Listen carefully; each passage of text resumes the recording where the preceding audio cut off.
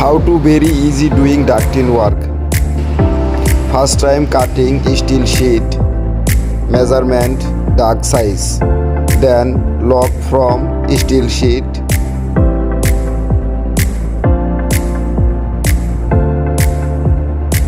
elbow lock from steel sheet,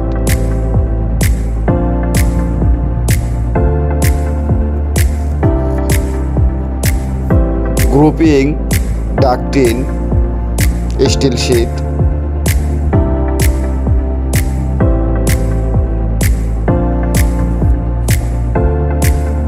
grouping duct in steel sheet elbow, fitting to steel sheet elbow,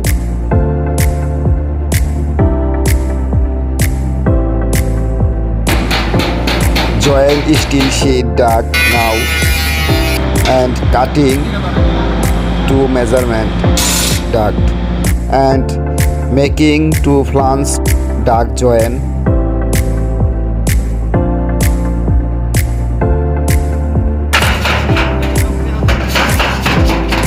Elbow and duct join. Complete duct and hobback work ready to fitting. Thanks for watching.